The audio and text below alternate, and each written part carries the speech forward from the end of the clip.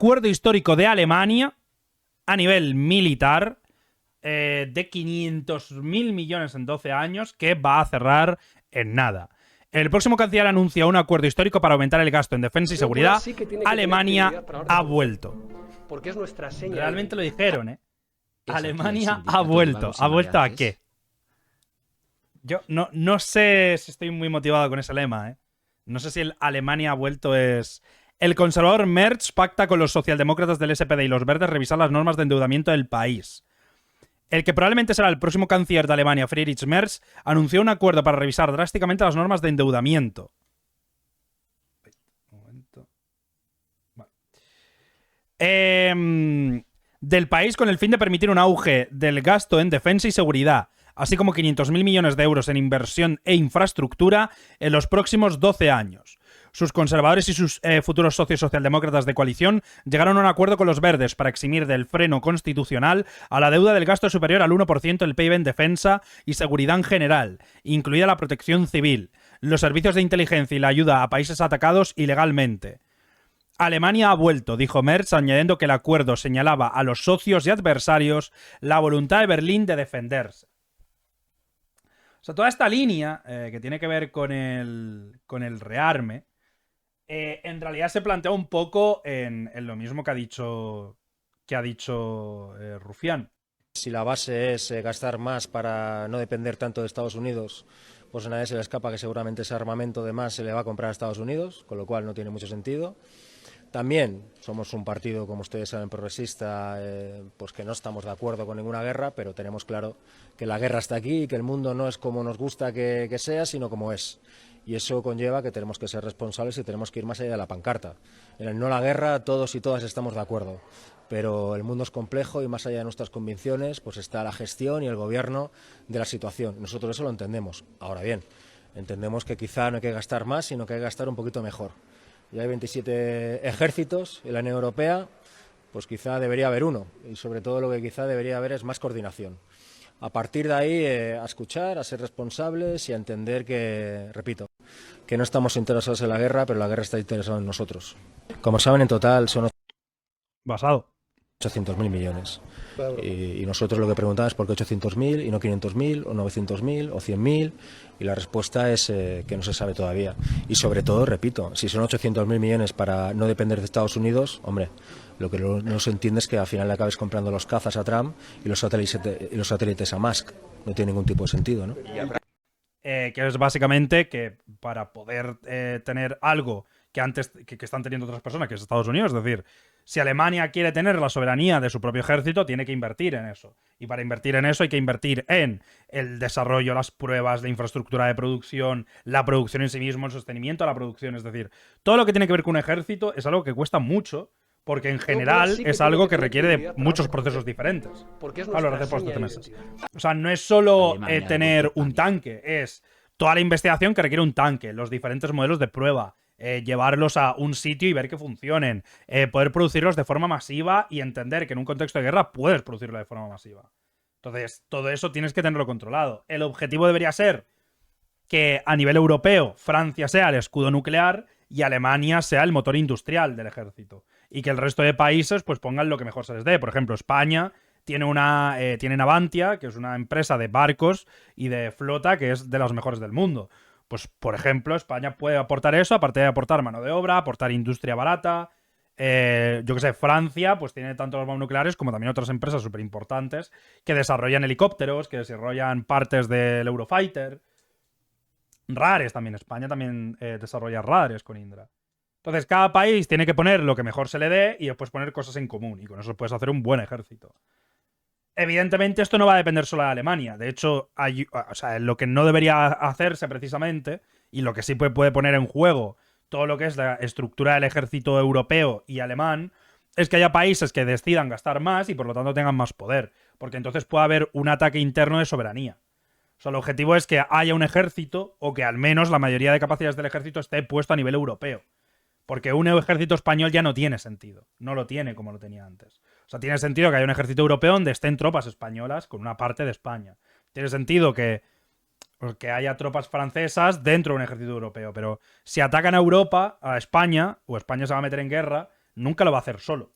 Porque ese es el punto de estar en la Unión Europea. Entonces ya no tiene sentido tener un ejército nacional solo.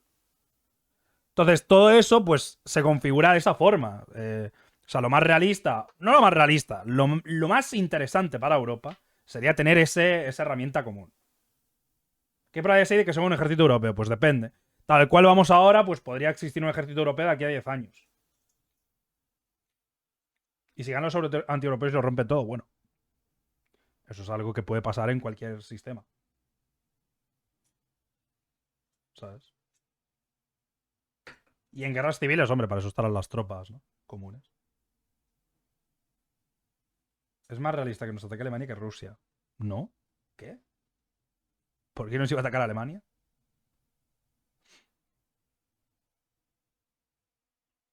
Es bastante menos probable. De hecho, es mucho más probable que nos ataque otro país. Ninguno de esos dos.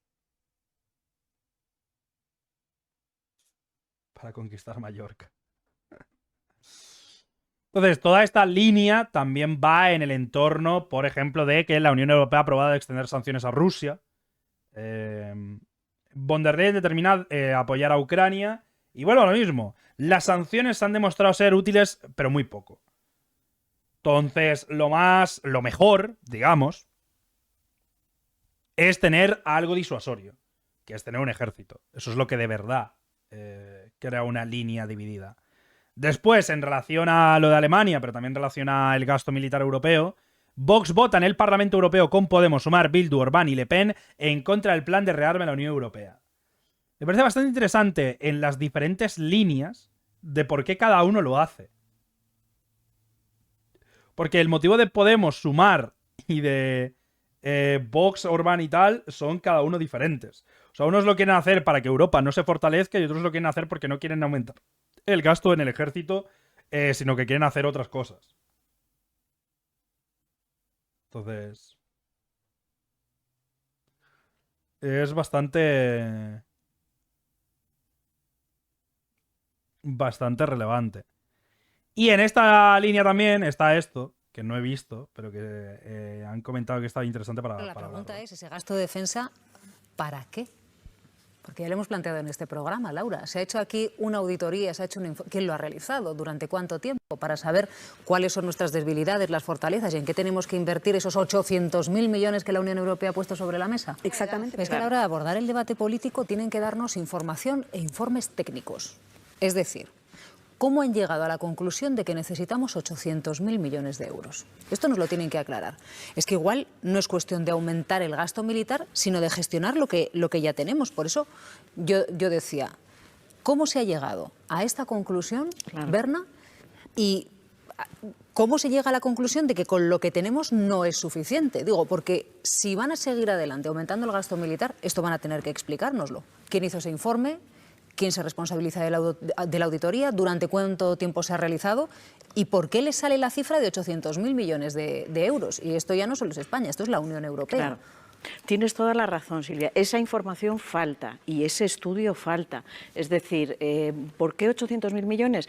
La realidad es que Rusia destina un 10% de su PIB a defensa, a las agresiones que está haciendo, y Europa muchísimo menos. O sea, España ya sabemos un 1,3 más o menos, queremos llegar al 2, pero... Hablamos del Producto Interior Bruto, claro, si en una búsqueda rápida, el Producto Interior Bruto, el PIB de Italia es superior al de Rusia, el de Francia lo supera de largo y el de Alemania lo duplica de lejos. Entonces, con 27 ejércitos de 27 países, claro, no seremos... Existe un problema muy grande con la percepción económica. O sea, es algo que con este tema... O sea, el PIB no mide nada. El PIB es... O sea, coger el PIB aislado, sin tener en cuenta la paridad de poder adquisitivo, sin tener en cuenta cómo funcionan las cadenas logísticas. Es que no... la gente lo ignora. O sea, no... O sea... Rusia, adaptada al poder adquisitivo, invierte más que toda la Unión Europea en gasto militar. Y no ha sido hasta este año que nos hemos acercado a ellos.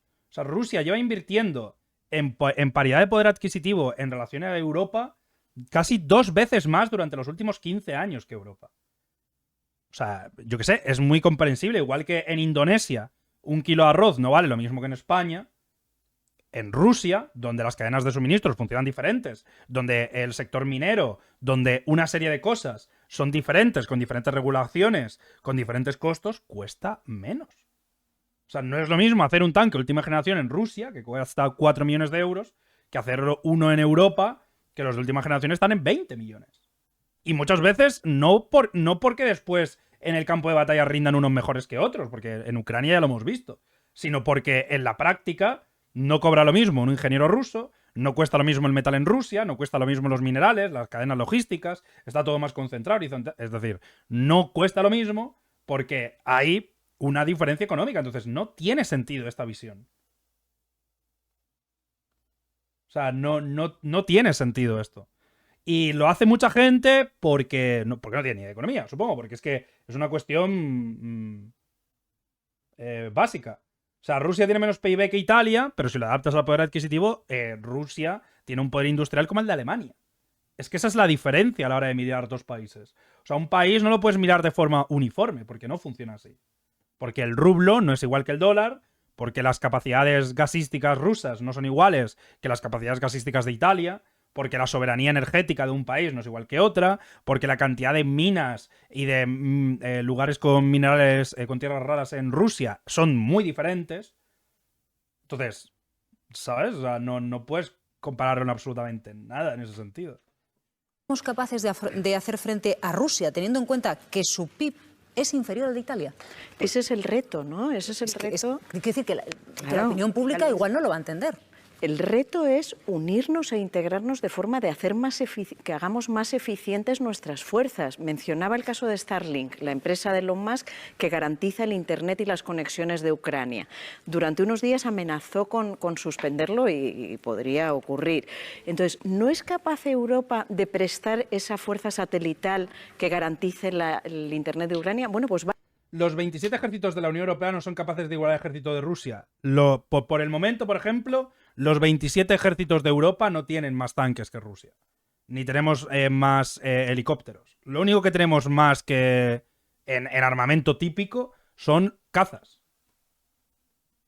Y el 55% de la producción, o sea, y el 55% del gasto militar depende de Estados Unidos. Con lo cual, es que volvemos a lo mismo. O sea, que un continente potencia tenga una dependencia tan grande de sectores estratégicos es una muestra de debilidad que nos está jugando en contra. O sea, tenemos menos tanques, pues tanques rusos son lo que son. Ya, bueno, o sea, es que eso no funciona así en la guerra. O sea, Alemania en la Segunda Guerra Mundial tenía menos tanques, pero mucho mejores, y literalmente la Unión Soviética se reventó porque tenía muchos más. O sea, la táctica no funciona en tengo mejores tanques. O sea, da igual que tengas un tanque muy bueno tecnológicamente si de repente te asaltan 5 tanques diferentes. O sea, no funciona así. De hecho, en las guerras modernas lo que importa muchas veces es la cantidad y no la calidad. Porque literalmente un tanque, un Panzer, hablando en su época, te lo rodean 3 tanques de grado medio que te cuesta producir lo mismo y te revientan porque no puedes defenderte de los 3. O necesitas un montón de líneas humanas para poder hacerlo. O sea, las tácticas además de guerra, de cómo funcionan todas las estructuras de los batallones ha cambiado un montón. Entonces, yo qué sé. Están reventando tanques con drones. Solo algunos, la mayoría no. O sea, la mayoría de tanques no los revientan drones. O sea, sí que tienes la capacidad de desgastarlos, pero hay un montón de sistemas de tanques ya modernos para que los drones se queden bastante inútiles. Sobre todo con las armaduras modernas que tienen los tanques, un dron tiene que ser muy grande para poder reventarlo. O sea, estamos hablando de que hay muchas magnitudes. O sea, la guerra no es fácil. Por eso yo tampoco normalmente cuando hablo de Ucrania no hablo de Ucrania de forma profunda. Porque para poder valorar este tipo de cosas necesitas tener una cantidad de información militar que no tiene una persona normal. O sea, enterarte de valorar de verdad cuánto ejército necesita Europa. ¿El aumento del gasto militar? ¿Seguir dependiendo de Estados Unidos? O sea, para poder hablar del gasto militar en Europa tienes que tener literalmente una carrera. Porque es que para poder saber toda la tecnología, las cadenas de producción de cada modelo diferente, ya no solo de tanque, sino que tienes que saber de táctica. ¿Sabes? Tienes que saber del tipo de arma, por ejemplo, que tiene cada ejército, que eso también es un problema. O sea, no es lo mismo tener un ejército con un solo arma que tener 28 ejércitos, cada uno con su propia arma. Que eso, a la hora de producir, pues tiene diferencias. No es lo mismo tener una línea de suministros única que tener una línea de suministro de 27 países en 27 idiomas, con 27 menús, con 27 tal, que tener 27 ejércitos de tierra, 27 ejércitos de mar, ¿sabes? O sea, todo eso afecta a la forma en la que funciona una guerra. Europa está expuesta no porque esos 27 ejércitos no tengan en total, sino porque son 27 burocracias, 27 países con tratados diferentes, que si mañana nos invadieran tendría que cada uno buscar un mando común, con un idioma común, que sería el inglés, pero que a lo mejor, o sea, las prácticas militares funcionan bajo un mando. Porque quien lleva los diferentes batallones, quien lleva los diferentes grupos, tiene que ser una persona que sepa qué capacidades tiene, cómo funciona el campo, o sea, que tenga inteligencia satelital, que tenga capacidad de seguridad. Es que son muchísimas cosas. O sea, no hay nada más complejo en la actualidad que la guerra. O sea, más allá de la política, de todo, porque la guerra lo junta todo. Junta el conocimiento en ingeniería, el conocimiento en táctica, en negociación, en cadenas de suministros. O sea, la guerra moderna es el cenit del desarrollo, digamos, eso civil que hay. Porque es que son todos. O sea, para una guerra necesitas tener, por ejemplo, cadenas sí que tiene que tener credibilidad para hablar de para saber cómo llevar en trenes toda la capacidad si llega a haber una guerra grande. O necesitas tener cadenas de suministros con camiones. ¿Cuántos camiones necesitas? ¿Cuánta capacidad tienes? Por ejemplo, Europa, con las municiones actuales, no duraría más de un par de meses en guerra. A una guerra a gran escala. Entonces, de hecho, Estados Unidos ya dijo que si tuviera que entrar a una guerra con China, con Taiwán, no duraría la guerra mucho porque se quedarían sin munición tal cual tienen ahora mismo montada su táctica. Entonces, las tácticas, que esto además se puede ver en, por ejemplo, la guerra de Afganistán, pero Ucrania es un buen ejemplo porque una guerra moderna, que podría parecer que por la tecnología, con que haya una pequeña diferencia, puedes tener de repente una RASE, se demuestra que no es así. Y te puedes ir a Gaza y ver como tíos con RPGs y con equipos súper desfasados en una guerra urbana te rodean un mercado y te lo revientan. O te empiezan a hacer estrategias bajo el suelo y no puedes hacer nada. Es decir, que la tecnología no siempre lo es todo. La táctica, el conocimiento del campo, las cadenas de suministros. O sea, mirad lo que está pasando en Gaza. Y Gaza es un territorio completamente rodeado por uno de los ejércitos más dotados del planeta Tierra. Con la mejor inteligencia, con infiltrados. Y llevan un año y no consiguen destruir a los palestinos. Ahora imaginaos un ejército con inteligencia, con una línea logística. Ese tipo de guerras son muy complicadas. O sea, y puedes tener boquetes y cierres y todo. O sea, son guerras que... Por eso no tiene como mucho... O sea, es porque es muy diferente. Además, la mayoría de ejércitos, que eso también es otro punto, la mayoría de ejércitos del mundo no ha estado en guerra. O sea, la mayoría de militares nunca ha estado en un escenario de guerra. Con lo cual, cuando ocurre una guerra, eso también es un factor súper importante. Entonces, al final, lo más importante es, pues eso, que si Europa quiere plantearse que si llega a ocurrir, porque tú nunca lo sabes, pues tienes que estar preparado. Tú no puedes depender del 55% de Estados Unidos. Ni puedes no tener un comando único europeo. Ni puedes no tal. Ni puedes infravalorar al enemigo. Porque es eso, Rusia es mucha gente. ¿Nosotros somos más? Sí. Pero ya no es solo Rusia, es y Estados Unidos, o China, o quien sea. Es que no sabemos qué va a pasar en el mundo. O sea, porque damos por hecho que no van a existir Hitlers. ¿Sabes? O sea, porque el pensamiento es el... O sea, después de la Segunda Guerra Mundial en Europa, el pensamiento es, bueno, nunca más volverá a haber un Hitler. ¿Y por qué no? ¿Por qué mañana no se va a morir Putin? Va a aparecer un tío que es un supremacista que quiere acabar con Europa y los europeos, se va a poner en el poder y va a decir, venga, vamos a entrar en una guerra total. ¿Por qué no? ¿Por qué no iba a pasar? Si ya ha pasado en toda la historia. O sea, ha habido locos con poder toda la puta historia. ¿Por qué no vas a estar preparado por si pasa? O sea, la guerra no es para entrar... O sea, el ejército no es para entrar en guerra. Es para evitar que en el futuro, si llega un loco, no te meta en guerra contigo. Ya está. O sea, igual que pasa con Trump y Groenlandia. Lo que no se puede hacer es pensar que con la historia reciente que tenemos en el mundo no va a pasar. ¿Por qué no iba a pasar? Si ya va pasando toda la historia.